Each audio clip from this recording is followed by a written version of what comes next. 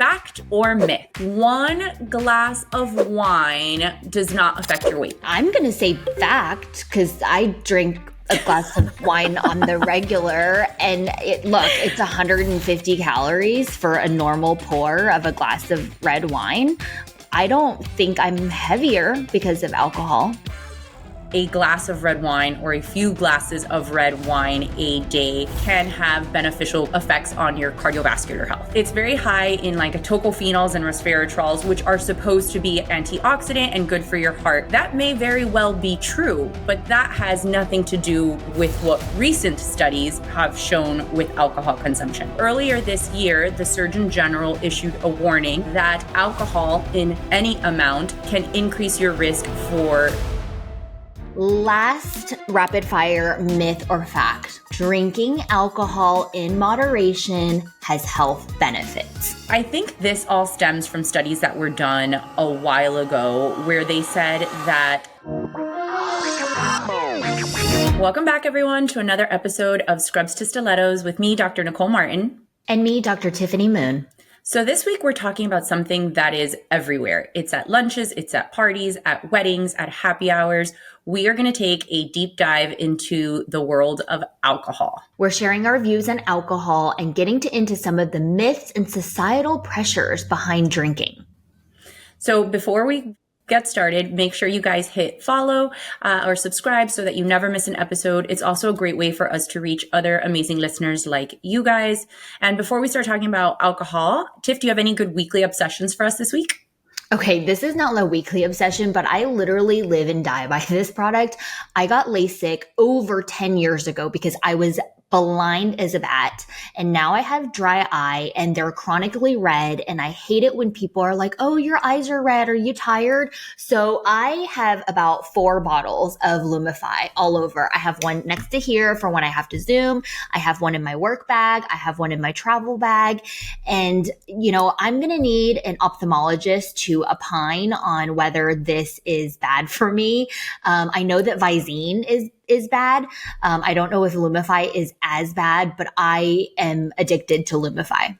So funny enough, I learned about Lumify from my makeup artist because the same thing. Sometimes, you wake up and you've just got like little red vessels in your eye. I also have a small pterygium in an eye, which sometimes gets aggravated.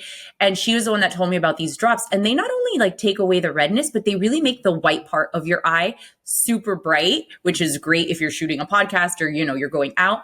But yes, is this safe to use every day? I don't really know. I don't know the mechanism of action. I know that when I use it, it looks great, but I don't know how it works or if it's good for us. I could very well look this up, but I'm a little afraid of what the answer is going to be in case it's bad to be used on a daily basis. So I'm playing up ignorance is bliss. Yes. Listen, today's topic, a lot of people, ignorance is bliss when it comes to alcohol. So I think that might be a theme of the episode. If there are ophthalmologists or optometrists that are listening to our podcast, drop your comments below about Lumify because Tiff and I are curious if it is safe to use on a daily basis. Yes. Okay. What's your weekly obsession? Okay. So my weekly obsession, Tiff, is Purity coffee. I don't know about you if you're a big coffee drinker, but I have at least 1 cup of coffee every morning. I really just enjoy waking up to a nice warm cup. It's part of my morning routine. And I've learned that a lot of coffee beans are contaminated with mold and heavy metal, and they're not the safest or healthiest to be consuming on a daily basis. But Purity Coffee gets their coffee beans third-party tested. So they send them to a lab and you get a report on your coffee beans and it tells you that they're mycotoxin-free, mold-free, heavy metal-free, and organic. So it's like a way to ensure that the coffee beans that you're consuming on a daily basis are a healthier version of, what you would probably buy in the store. And they deliver to your house, so you never have to go anywhere to get it. Okay, I'm obsessed. I need to try it. I've never heard of it, but I'm going to try it. And when you go online, you can pull up like the PDF, the lab report on your coffee beans, which I just think is so interesting because you can see, all the things that are in other brands of coffee, but that this one goes the extra step to make sure that it doesn't have those contaminants. So if you're looking for a healthy coffee, I recommend trying Purity Coffee.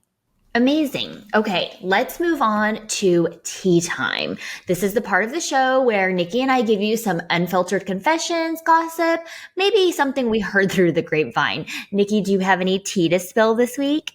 I mean, it's not new tea, but I just don't think I've ever shared it with our listeners. So I will go ahead and share it today. So every December, we spend a couple weeks in Aspen for the holiday.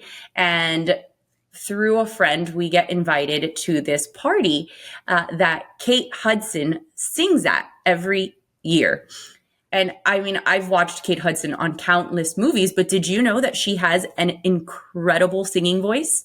No. Has she Yes. sung in any movies? I think maybe she sings as like part of like being like silly, like a part of her character role. But she actually has a beautiful voice. And it is so cute because this is the second year that we've gone to this party and her brother's there. Goldie's there. Like the whole family is there to support her.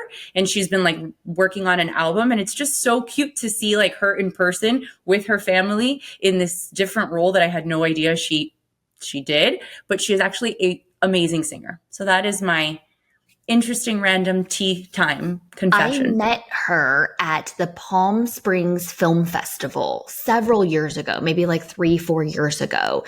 And first of all, she's like this big. I met her and Eva Longoria together and I felt tall. Now you and I are like the same height. Yeah, we're right? small to begin with.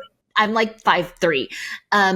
Kate and Eva made me look tall. Let's just say that much. But they were so sweet, so cute, and I adore her. She has some like basketball series. I saw it. It's actually very cute. I It's enjoyed kind it. of cute. Yeah. Yeah. I don't really watch TV, but sometimes I'll be like cleaning or doing, cleaning my makeup brushes and like want to have something in the background. And I was watching a little bit of the basketball. What is it called?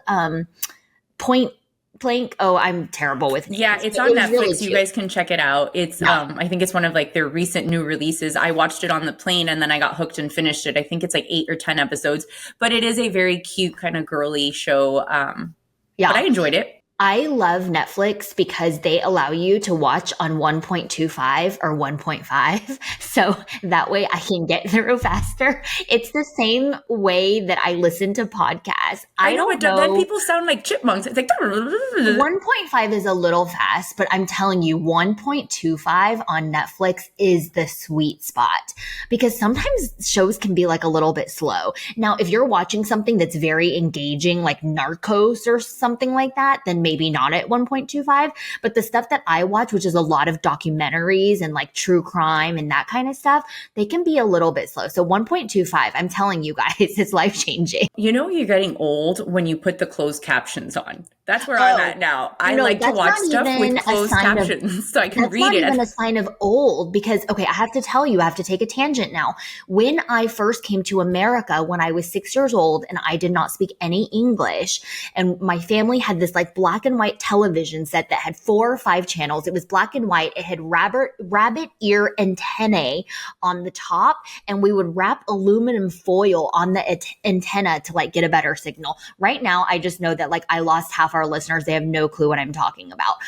But this was like in the late 80s, early 90s. And I learned English by watching the news, or like back then it was like Full House or Wheel of Fortune, by watching TV with closed captions on. That is how I learned English. And so even now I watch all my TV with closed captions on.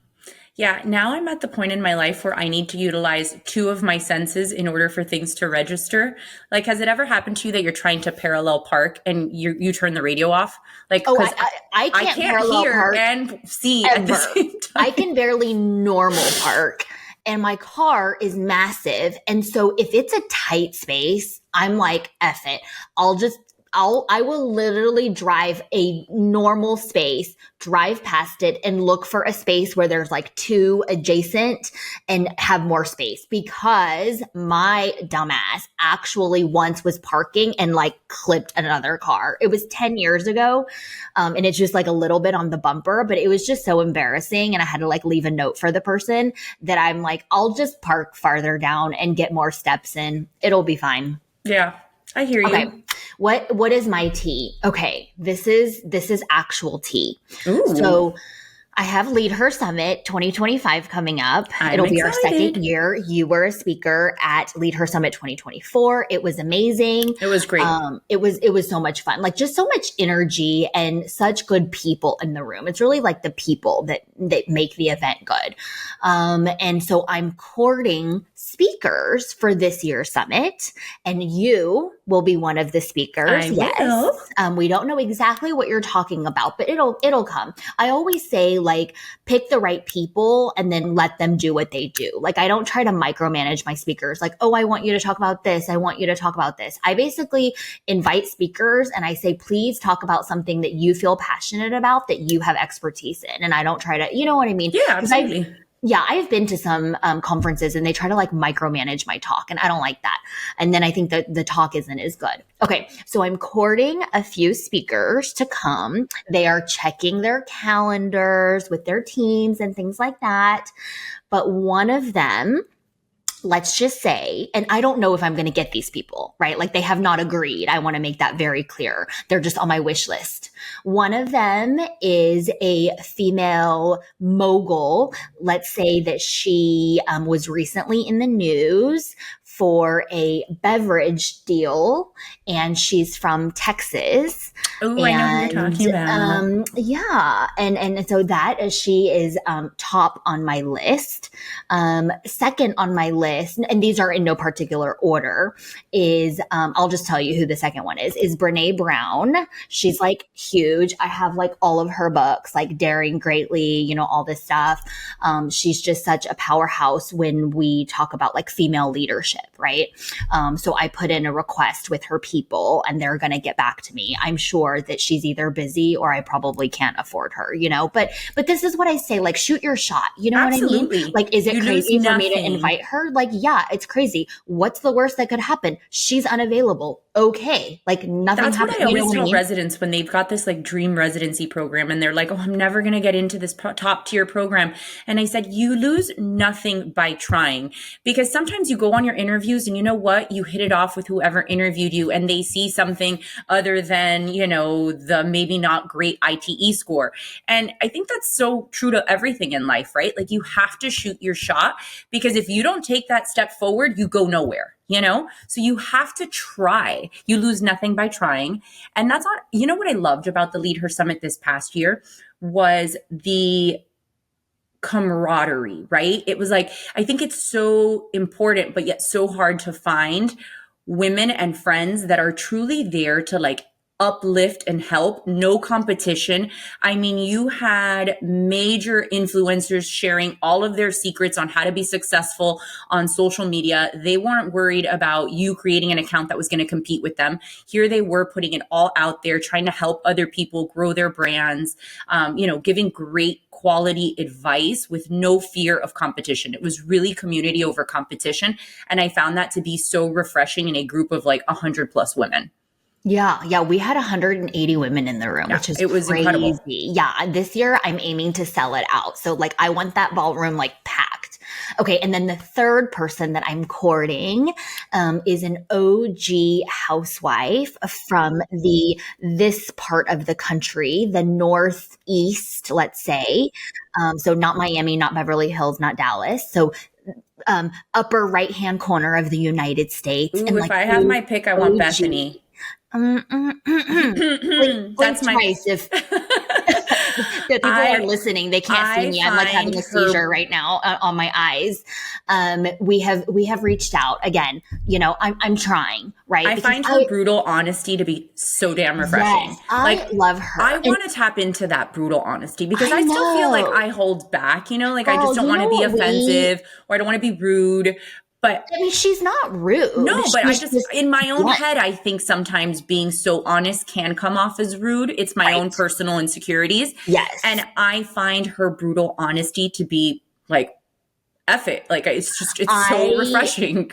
I want her to teach us on stage, like how she has built business after business that's successful, teaching us like how she's overcome adversity. Because it's not like her life's been picture perfect. You know, she went through like a terrible divorce, like just broke off an engagement. Like she's a single mom. You know what I mean? Like she's doing a lot, but she's always like so resilient. And whether you like her or not, because I told one of my friends that I invited her and they were like, oh, I don't really care for her. And I said, that's great. You don't have to care for her, but you need to respect her because she is a business mogul. And I want to like learn some of her business savvy. Yeah, for sure. She's definitely a polarizing personality, right? And I do think that sometimes that honesty and that kind of like, I don't give a crap attitude can come off as like a little bit of arrogance or whatnot. But that has nothing to do with the fact that she has time and time again built successful brands, overcome adversity. I think she'd be a wonderful addition. Well, I have reached out to her people. I've made contact, you know, because sometimes you reach out and it's like crickets and you're like, oh, but I've actually made contact. And you know me, I try to be humorous in life. And she had that whole Chanel thing on TikTok. I don't know if yes, I saw it. I saw it. Yeah. And I was joking that I would like to pay her with a Chanel bag for coming to speak. Oh, so, nice. maybe I just shot myself in the foot, but I was trying to be funny. This week, I'm excited to share with you Timeline's MitoPure gummies. So I have been taking Timeline for over 6 months. I have been taking the soft gels, but lately I've been taking the gummies because these just came out. They're strawberry flavored. They're amazing.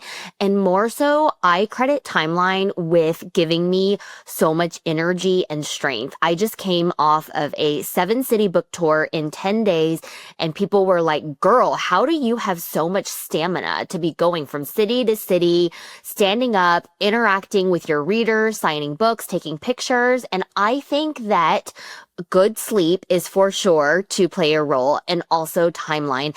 I just feel like ever since I've been taking it, I have this little extra boost of energy, and that's because this gummy is powered by lots of scientific research. It's powered by urolithin A, which is a compound that helps with cellular energy. It actually works on the process of mitophagy, which is where the mitochondria sort of clear out the bad ones and make the new ones, and it's cellular regeneration. So I'm absolutely obsessed with Timeline. They have soft gels, they now have the gummies, and they have an entire skincare line that I use. So if you want to try out Timeline products, just go to timeline.com/scrubs and you can save 20% off your entire order. On to today's subject. I think before we dive into the Surgeon General's warning and the ASA's recent article, we can do a little alcohol rapid fire. Fact or myth? What do you think? I love it. All right, I'll go first. 1 glass of wine does not affect your weight. I'm going to say fact because I drink a glass of wine on the regular, and it's 150 calories for a normal pour of a glass of red wine. I mean, I don't think I'm heavier because of alcohol.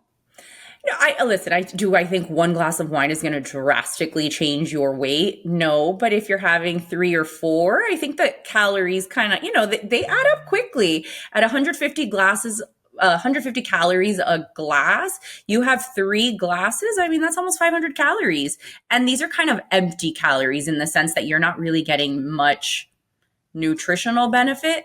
So I could see how some sugary cocktails that are more caloric or multiple cocktails can add up and can impact your weight. But I don't think 1 glass of wine impacts your weight either. Okay, let's do the next one. Clear alcohol like vodka or gin are better for you than dark alcohol like whiskey or rum. What do you think, Nikki? I mean, I don't know what we mean by better for you, but I think in general, darker liquors like rum, whiskey, bourbon, they're aged in barrels and they tend to have like additives that add to the flavor profile and add to that like deep coloring. And I think some of those additives can bring more sugar. Usually if things are aged in barrels, they might have more tannins, which may or may not contribute to having a headache the next day. So I think in general, the darker liquors tend to have more additives in them than maybe something like vodka or gin. I personally don't like dark liquor, so I'm going to go with clear liquor's better. Yeah, I don't drink dark liquor either, although sometimes my husband will order an old fashioned and I just want a sip of it. But yeah, oh, the other day, Lamborghini invited us to this special event and they had a Louis the 13th tasting. And look, I don't know anything about Louis the 13th except that it comes in this like really nice crystal bottle that looks like It is. this, It's a has beautiful like a packaging. certain shape, and it's cognac. And I didn't even know what cognac was. It's made with grapes. It's not made with grain like vodka or gin or whiskey. And it's aged for over 100 years. Cognac. I mean, not cognac in general, but the Louis 13. And they gave us a little taste of it, like a tiny It's little super taste of it. expensive. I think if you Oh order that like at a my, restaurant, it's like $100 something for a tiny, like a 1 ounce pour. And yeah, that's probably why, because it's so I hard to don't think make. I would ever order cognac. I feel like that's like an old man drink and you Yeah, need not like a my, cigar to go with it and like a mistress or something. yeah, Like none is of this, those are up my alley. I don't want the cigar, I don't want the mistress, and I don't want the but old man. So it I'm going to tasted pass. it tasted pretty good. It was really strong. I definitely think it's higher than like 80 proof, but just the rich culture behind like how they started making it in Cognac, which is an area in France just outside of Bordeaux, and how it's literally aged in the same barrels for 100 years so that the people who are working on it like actually never even get to see it or drink it. It's like for the next generation or the next generation. So I just thought that that was cool. Yeah, it's a very interesting process for Okay, sure. last rapid fire myth or fact. Drinking alcohol in moderation has health benefits. Okay, so I think this all stems from studies that were done a while ago where they said that a glass of red wine or a few glasses of red wine a day can have beneficial effects on your cardiovascular health. And I think this all comes because red wine is high in resveratrol, right? Is that what it's? Yeah, Is that how you say it? resveratrol, yeah, Res- something like that. Tiff and I are probably butchering the scientific We name, can't but pronounce things, but we know what they are. yes, it's very high in like tocophenols and resveratrols, which are supposed to be antioxidant and good for your heart. And so they initially had thought that in moderate amounts, red wine could be good for your heart health. And that may very well be true, but that has nothing to do with what recent studies have shown with alcohol consumption. So, which will, I guess, take us into the meat of today's episode.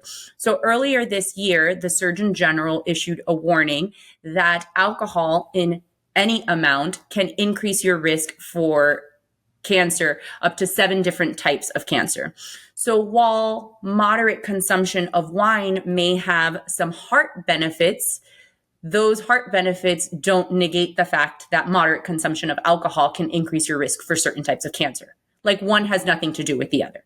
So I think you can have some potential cardiovascular benefits while still being put at risk for increased cancer. Does that make Yes. sense? Both things can be true Both at things once. can be true, correct. Yes. And to say it's red wine, even though it has resveratrol, like you can get that in pill format. They're even putting it in skincare. So if people are saying like, oh, I'm drinking this for the health benefit, I think that's probably more on the myth side. But when I have a glass of wine, I say I'm drinking this because I enjoy it. It relaxes me. I'm in a social setting and I understand that there may be some negative effects of drinking this. And I accept that. You know, we're adults. Like there are certain risks to doing everything. There's a certain risk to getting in your car and driving on the highway, but like you accept that risk when you get in the car. Of course, you put a seatbelt on and you try to drive safely, but you know, everything in life has a risk. And I guess what we're trying to say is like, we just want to educate you and bring a little bit more information so that you can be an informed consumer. Correct. Like last thing I want to say, I posted on my social media the other day because Tiff and I are both anesthesiologists. I'm sure everyone knows that by now. Our national society, the ASA, published an article talking about the health impacts of alcohol consumption. And it went into a deeper discussion about the Surgeon General warning, the increased risk of 7 different types of cancer, and how that risk is dose dependent, meaning the more alcohol you consume, the higher the risk.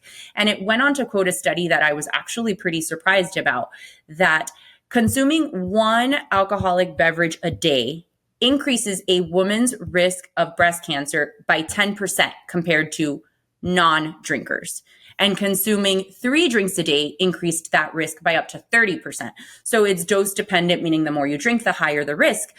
But man, 1 drink a day increases your risk by 10%. Like I was kind of, that number kind of, like it resonated with me because that's a substantial increase in risk. And I never thought that consuming 1 drink a day was that big of a deal. And I don't drink every day. I'm more like you, I would say Monday through Thursday when I'm working and the kids are in school and whatnot. I don't drink anything. I'm very cognizant of what I eat and exercising. But on a Friday night, if Anthony and I are out on date night, like I enjoy a nice glass of red wine. I like the way it tastes. I like the way it relaxes me. I enjoy the glass of wine. And to your point, like you do it knowing that it may not make you feel good the next day. I know that I'm going to maybe have a headache the next day or I'm going to sleep in and waste my morning, but you do that knowingly and it is a risk that you take. And all Tiff and I are trying to do is, just bring the news to you guys. It's not to fearmonger or, scare you guys. So point is that I made this post on social media and then people were like, were you drinking last week in St. Bart's? I saw you with a glass of wine in your hand. And I'm like, guys, no one said, I'm not here saying that I'm perfect and that I never drink. I do drink socially. I drink when I'm on vacation. But I think that a part of me is more sober curious than I've ever been before. Yes, me too. Like I've never been sober curious. I never did dry January because I'm like, it's just a gimmick. Like, I've never done it either. Drink, I'm just gonna drink, and I know that it has some negative side effects, and like I accept those, and I don't drink to excess. And for me, everything in life at the end of the day is like a risk benefit analysis, right? Like, does the benefit outweigh the risk? And some nights for the glass of wine, the answer is yes. So let's talk about some of the myriad of negative side effects that alcohol can have. Damn girl, at 40, the alcohol does not hit the same. Like I feel like when I was younger, I remember being in college, right? And you used to be able to go out on a Wednesday night, have, 5, 6, 7 drinks and wake up and still make it to your 8 a.m. class. Like if nothing ever happened. If I have 5, 6, 7 drinks, like I feel like absolute death the next day. If I have 5 drinks, I'm throwing up.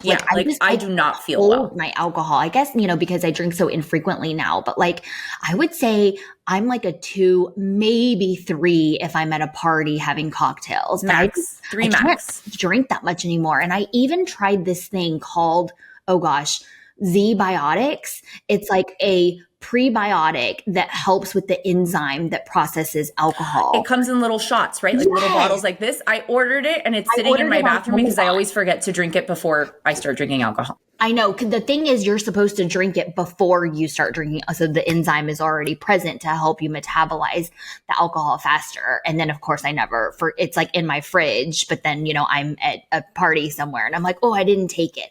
But the one time that I did take it before my birthday party, because I knew that I was going to indulge because it was my birthday party, I do think it did something. But, maybe it was placebo effect. I have no idea. But I felt like I had a couple of shots, a glass of champagne, and a cocktail on my birthday, and I woke up the next morning and I felt fine. So Who knows? Well, that's pretty good. So for me, the 2 things that I notice the most after I drink is I don't sleep so well. Like after a night of drinking, I get into bed and the sleep is just not as sound as it would be otherwise. I feel my heart kind of pounding. I toss and turn.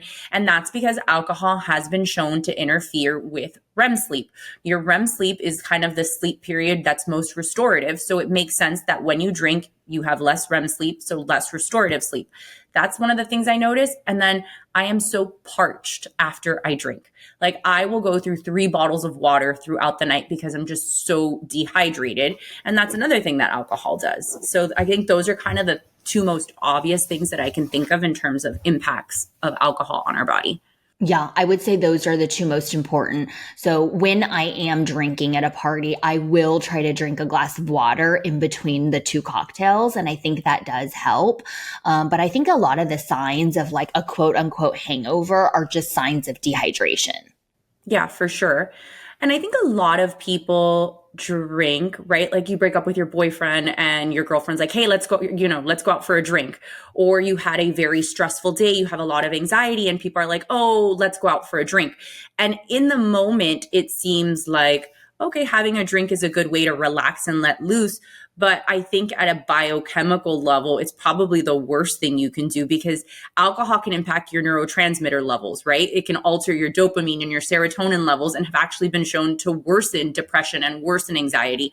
So it's like in the moment, you might feel good, but then it's like that next day when you wake up and you're like, oh, my boyfriend broke up with me, and you're super upset and even more depressed than you were the night before, or you're like, you're ruminating on the work thing that didn't go so well. So it's like, yes, in the moment, it's a temporary, feel good, but I think in the long haul, it's not a solution to those problems. It probably makes it worse. Probably the same thing as like being sad and eating a pint of ice cream, and then you have a bellyache afterwards and you're like, why did I do that? For sure. But I think a lot of these behaviors are soothing behaviors, right? Like there's a lot going on in the world. People are having relationship issues. They're having issues at their job. They may be having financial pressures, and we turn to alcohol. Some people even turn to drugs. Some people turn to binge eating.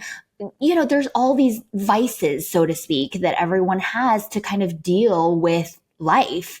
And so sometimes when I'm talking to like my coaching clients or my friends or whatever, I'm just like, how can we substitute one behavior for another? Like instead of reaching for a glass of wine, how about I call a girlfriend, or I take the dog for a walk, or I turn on this Fit Collective app that my friend made, and she has these like 10 to 20 minute workouts. So I can do like a quick breath work session or a quick yoga session. And I'm trying to basically like replace one of my maladaptive behaviors with a good behavior. But I'm telling you, it's hard. Some days I'm like, whatever, I'm just going to drink the glass of wine.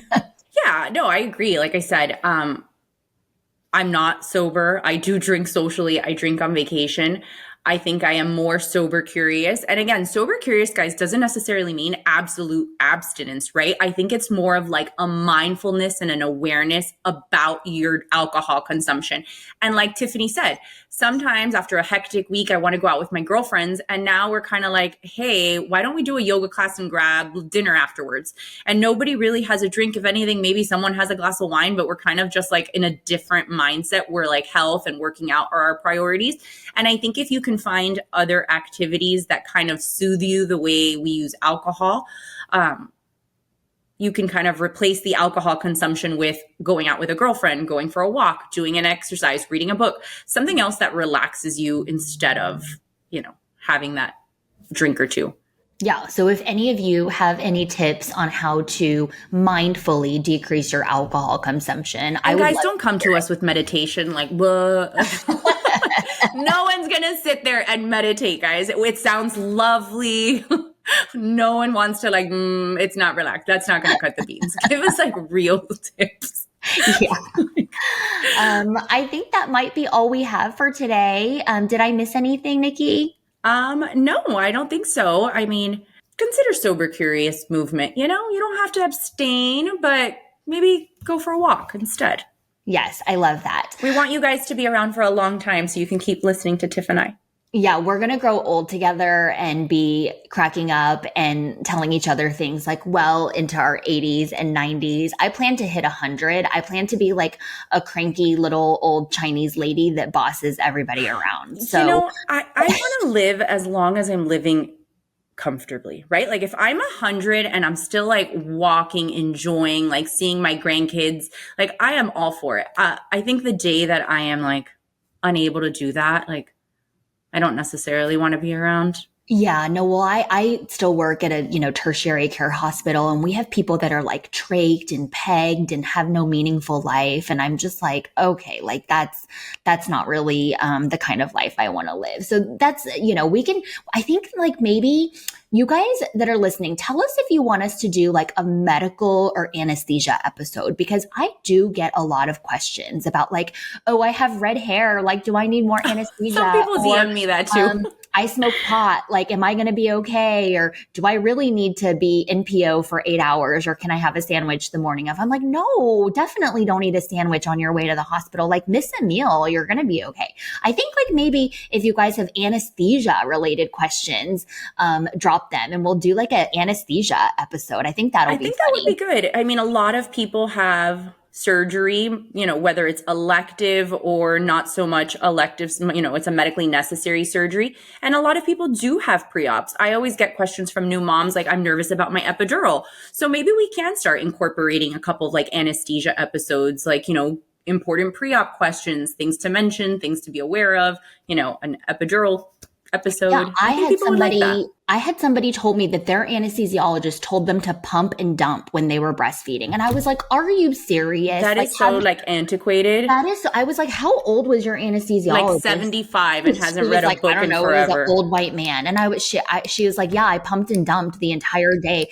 And I was like, what a waste. Like, we do not, like, that guy must have not read any new literature. So we'll tell you about the new literature, recommendations. We'll explain to you the difference between a CRNA and an anesthesiologist. We'll do all those things. But for today, if you love today's episode, don't forget to follow us so you never miss an episode and leave a review because that helps us reach more listeners like you. Sounds good, Tiff. See you guys on the next one. See you guys later.